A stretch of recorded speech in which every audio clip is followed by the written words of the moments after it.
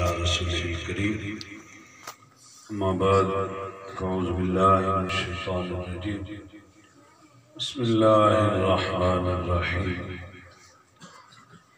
الا بذکر اللہ تطمئن القلوب آمنت باللہ صدق اللہ العظیم ان اللہ وملائکتہ یصلون علی النبی یا ایہا الذین آمنوا صلوا علیہ وسلموا تسلیما اللہم صل علی سیدنا و مولانا محمد النبی الامی وآلہ وسلم الصلاة والسلام علیک یا سیدی یا رسول اللہ وعلی آلک و اصحابک یا خاتم النبیین حمد و صلاة کے بعد قابل احترام علماء کرام صلی خان مصطفیٰ قابل احترام بزرگوں بھائی اور دوستوں عزیزوں حاضرین و سامعین السلام علیکم ورحمۃ اللہ وبرکاتہ۔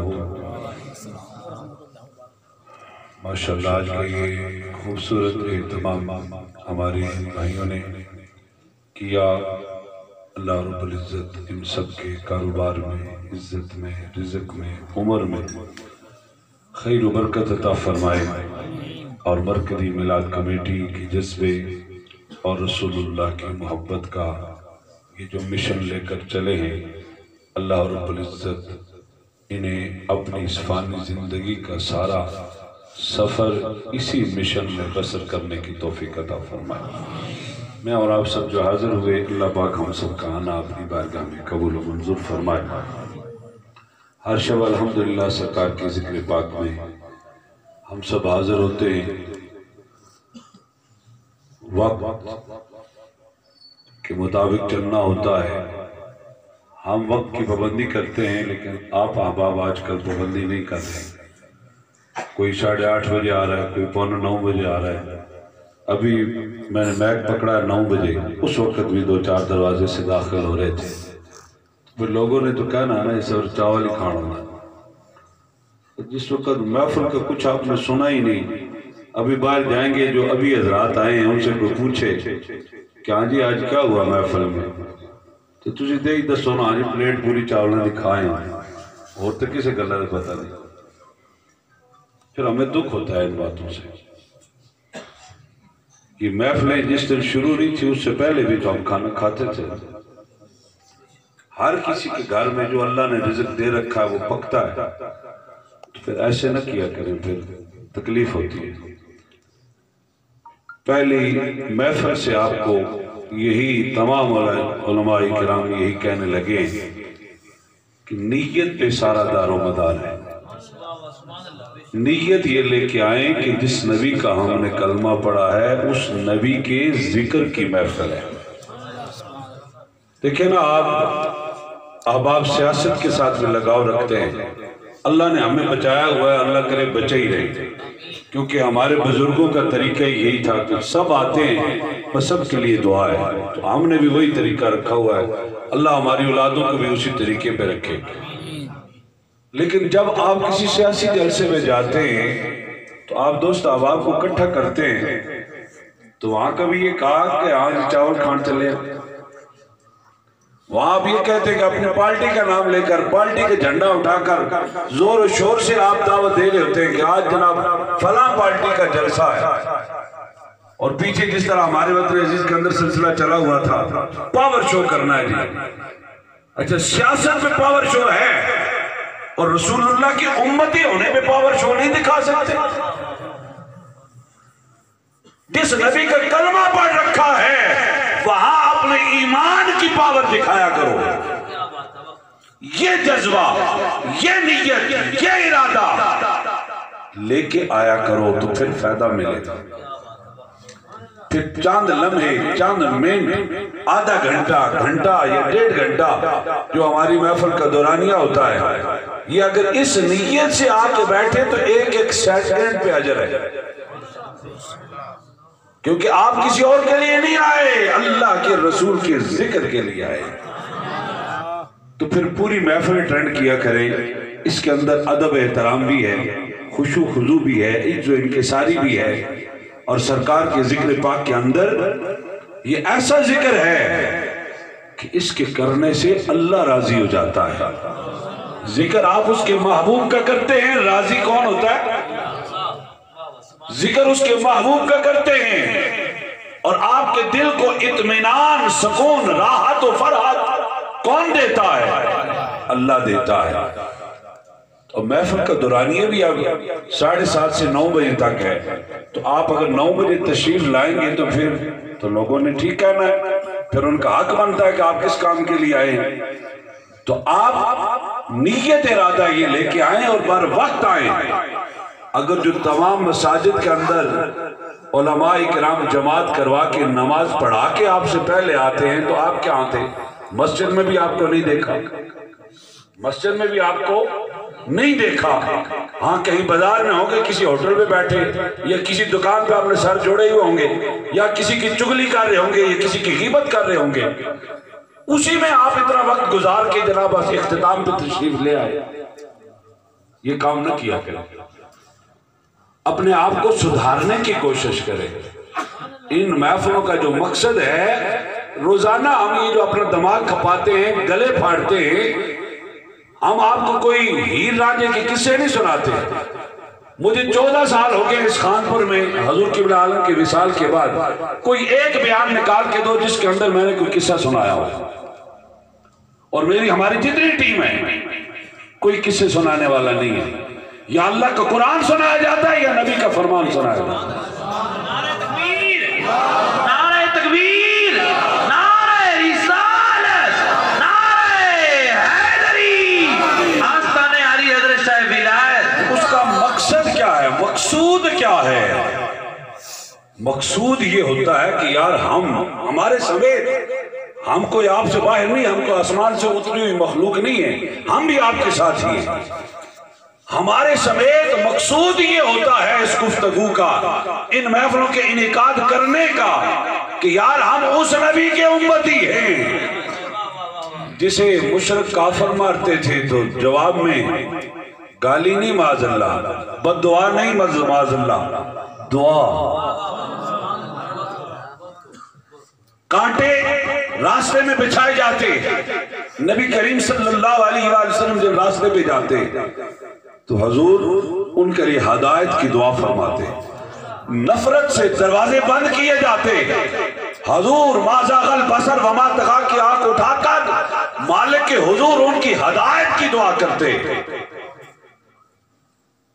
غلاظت سے بھرے ہوئے جانوروں کے اوجر حضور سجدے میں ہوتے حرم کے صحن میں، تو وہ مشرک اپنی اس بدبختی کا اور اپنی اس نفرت کا اظہار وہ غلاظت حضور کی پشت پہ رکھ کر کرتے۔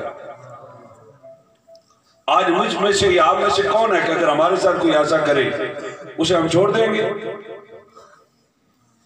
ہمارے پاس تو ویسی باتیں بہت ہوتی ہیں، تو اس حرکت تک تو کوئی چلا جائے تو پھر تو وہ سارے کلمے پڑھ ہی کے آئے۔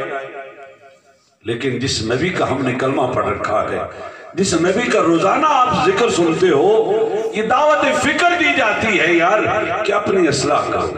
جو نماز نہیں پڑھتا وہ نماز کی طرف آؤ۔ کب آؤ گے؟ جب اعلان ہوگا کہ فلانا مر گیا، پھر تو جنازہ پڑھا جائے گا، نماز پڑھنے کا وقت تو ختم ہو گیا۔ کب اس مالک کا ذکر کرو گے؟ کب اس بے قرار دل کو کب راحت دو گے؟ اس اجڑی بستی کو کب مالک کے ذکر سے آباد کرو گے؟ کب یہ دیوانوں اور بے وقوفوں والی زندگی سے نکل کر اپنے نبی کی غلامی کا پٹا کب گلے میں ڈالو گے؟ کب تمہارے یہ قدم اللہ کے گھر کی طرف اٹھیں گے؟ کب یہ تمہاری زبانوں سے جس نبی کا کلمہ پڑا ہے اس کا ذکر کب لو گے؟ کب یہ تمہاری پیشانیاں اس حی و قیوم کی بارگاہ میں جھکیں گی؟ کون سا وہ وقت آئے گا؟ کس وقت کے انتظار میں ہو؟ ابھی یہ عزیزم، یہ ہمارے شاگرد ہیں، ہمارے یہ بچے ہیں، یہ حافظ اتشام، یہ حافظ شاہد، وہ شاید پڑھنے لگا تھا کلام، لکھنے والے نے پڑھنے والا اچھا پڑھا، لیکن جب سائے اٹھ جائیں نا تو وہ باتیں پھر سنی نہیں جاتی، زخم تازے ہو جاتے ہیں۔ تو میں نے اسے روک دیا، میں نے کہا سرکار کی نعت پڑھ، اتنے واقعات ہم روزانہ دیکھتے ہیں، کب ہم صراط مستقیم پر آئیں گے؟ کس چیز کا انتظار ہے؟ موت کا؟ وہ تو آنی ہے، وہ تو اٹل ہے، تو کوئی نہیں بچے گا، ہر کسی کو آنی ہے۔ لیکن عقل مند وہ ہے کہ اس کے آنے سے پہلے اپنے نبی کا وفادار ہو جائے، اپنے مالک کے ساتھ اپنا ٹوٹا ہوا تعلق جو بندگی کا تعلق ہوتا ہے، جو نماز کی صورت میں بندہ اپنے رب سے جوڑتا ہے، وہ کب جوڑو گے؟ کب جوڑو گے؟ موت کے لیے کوئی وقت مقرر ہے کہ جب یہ سیاہ بال سفید ہوں گے تو پھر موت آئے گی، یا بچپن سے جوانی آئے گی پھر موت آئے گی؟ نہیں، روزانہ قبرستان کے پاس سے گزرتے ہو، ایک نگاہ اس نیت سے اٹھا کے دیکھنا کہ یہاں صرف بوڑھے لیٹے ہوئے ہیں، وہاں تمہیں بچوں کی قبریں بھی نظر آئیں گی، وہاں تمہیں جوانوں کی قبریں بھی نظر آئیں گی، وہاں تمہیں بوڑھوں کی قبریں بھی نظر آئیں گی، تو ہر ایک تمہیں یہی فکر دے گا کہ یہاں آنے سے پہلے اپنا تعلق جوڑ لے۔ کس سے؟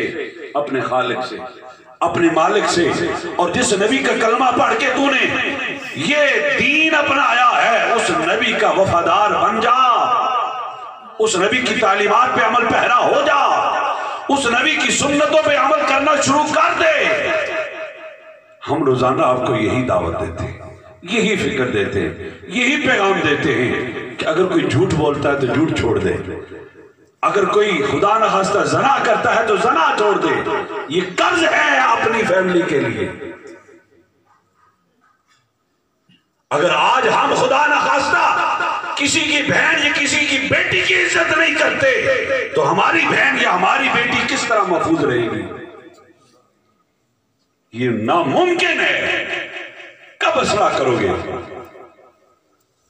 کوئی رشوت لیتا ہے تو وہ اس سے باز آ جائے، کوئی غیبت کرتا ہے تو وہ اس سے رک جائے، کوئی چغلیاں کرتا ہے تو وہ اس سے رک جائے، کوئی گالیاں دیتا ہے تو اس سے رک جائے، جو قرآن نہیں پڑھتا وہ پڑھنے لگ جائے، جو درود پاک کا وظیفہ نہیں کرتا وہ کرنے لگ جائے، جو اپنے مالک کے حضور استغفار نہیں کرتا وہ استغفار کرے۔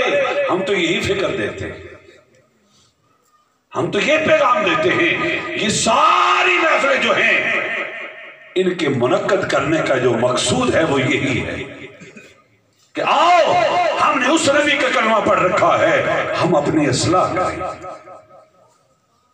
ہماری نگاہیں غیروں کی طرف نہ اٹھیں بلکہ جو اللہ اور اللہ کے رسول نے ہمارے لیے حلال کر رکھے ہیں وہاں اٹھیں، اور جو رشتے حلال ہیں جب یہ بندہ مومن کی نگاہ اس چہرے پہ پڑتی ہے تو ساتھ نیکیاں ملتی ہیں، ساتھ اجر ملتا ہے، ثواب ملتا ہے۔ اور جس طرح مالک نے فرمایا کہ وَمَا آتَاكُمُ الرَّسُولُ فَخُذُوهُ وَمَا نَهَاكُمْ عَنْهُ فَانْتَهُوا، جو رسول نے تمہیں دیا ہے وہ لے لو، اور جس سے روکا ہے رکے رہو۔ تو جہاں نگاہ اٹھانے کی اجازت رحمت للعالمین نے دی ہے، امتی وہاں نگاہ اٹھاتا ہے تو ساتھ اجر بھی ملتا ہے، اور جہاں نگاہیں جھکانے کا حکم ہے وہاں اگر جھکاتا ہے اپنے نبی کے حکم کو مانتا ہے تو پھر اجر ملتا ہے، پھر اجر ملتا ہے، ثواب ملتا ہے، اس کے نامہ اعمال میں نیکیاں لکھی جاتی ہیں۔ آؤ ہم سب اپنی اپنی اصلاح کریں اور صراط مستقیم پہ چلنے والے بن جائیں، تاکہ جب جس نبی کے ذکر کی محفل میں روزانہ ہم سج دھج کے آتے ہیں تو جب اس نبی کی بارگاہ میں جانا نصیب ہو تو ہم ایمان کی دولت سے سج دھج کر جا سکیں اور وہاں جا کے عرض کر سکیں کہ مصطفیٰ